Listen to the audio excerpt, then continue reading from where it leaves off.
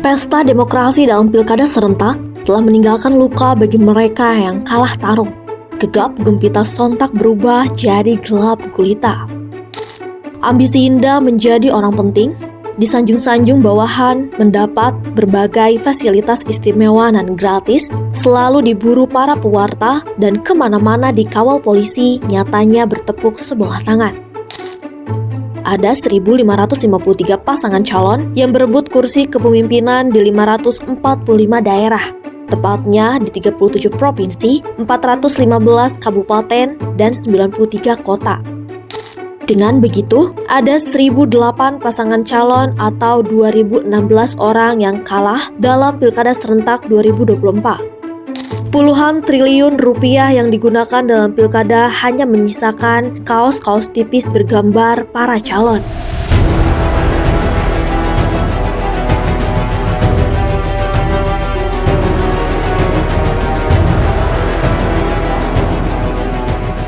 Satu di antara ribuan orang yang kalah itu adalah Ridwan Kamil, calon gubernur Jakarta.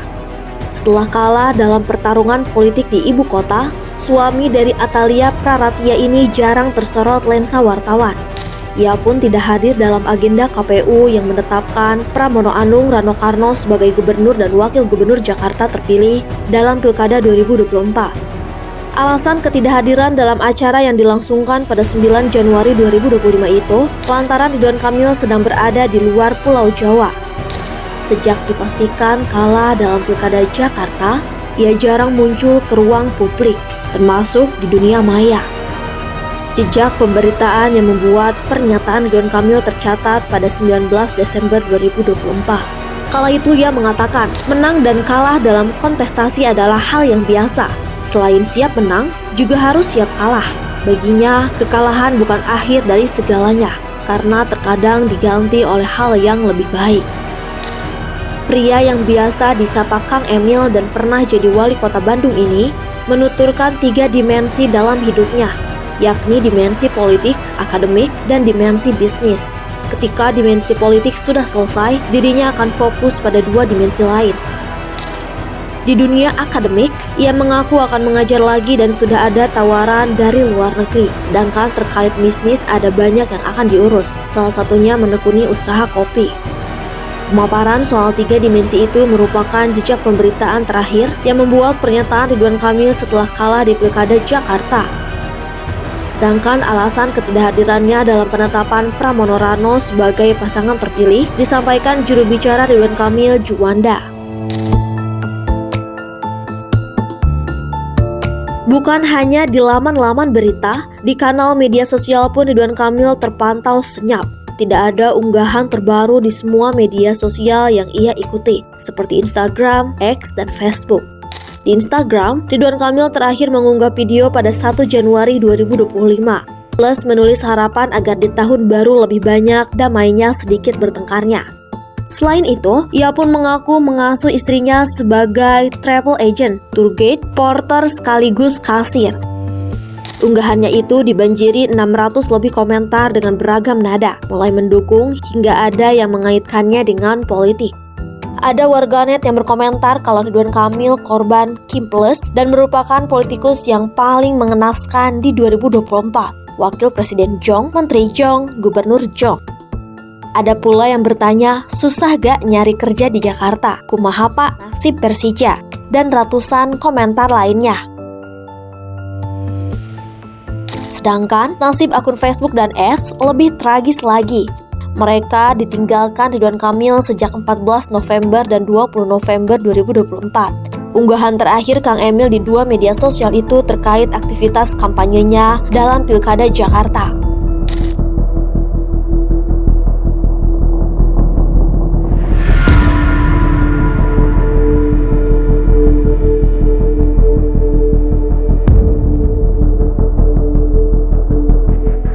Dalam 1 dekade ke belakang, nama Ridwan Kamil mulai dikenal publik secara luas setelah terpilih sebagai wali kota Bandung pada 2013.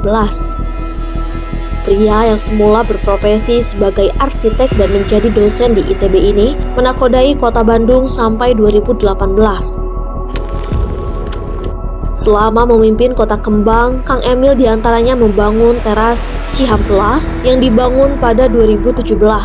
Selain berfungsi sebagai jembatan bagi para pejalan kaki, tempat tersebut juga dimanfaatkan para pelaku UMKM yang berjualan kuliner hingga souvenir. Dalam Pilkada 2024, teras Cihamplas dijadikan senjata makan tuan bagi Ridwan Kamil yang maju sebagai calon gubernur DKI Jakarta. Pasalnya, proyek yang dibangun dengan anggaran 45 miliar rupiah itu kondisinya memprihatinkan. Selain kotor, tercampur coretan liar dan bau pesing, banyak pedagang kaki lima yang meninggalkan tempat tersebut lantaran sepi pembeli.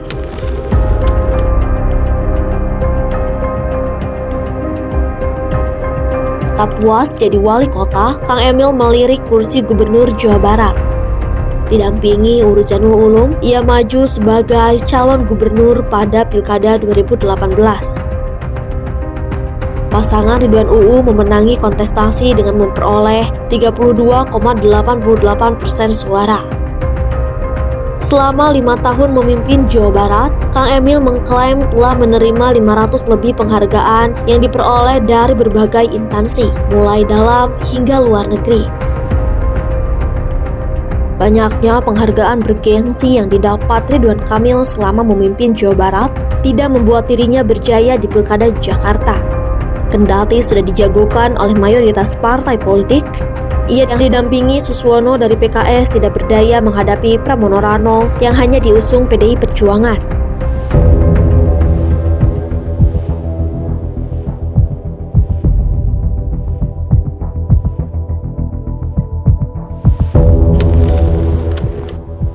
Keputusan Ridwan Kamil untuk maju dalam Pilkada DKI Jakarta 2024 disesalkan banyak pihak. Sebagai kalangan menilai politikus Golkar itu hanya dijadikan calon boneka untuk mengadang Anies Baswedan agar tidak maju sebagai calon gubernur. Penilaian calon boneka itu muncul lantaran berbagai alasan. Salah satunya, partai-partai politik yang sebelumnya sudah menyatakan akan mengusung Anies memilih banting kemudi untuk masuk gerbong koalisi Indonesia Maju. Ada kong-kali-kong politik di antara mereka. Ridwan Kamil Suswono pun nyaris berhadapan dengan pasangan calon perseorangan yang juga dianggap sebagai calon boneka.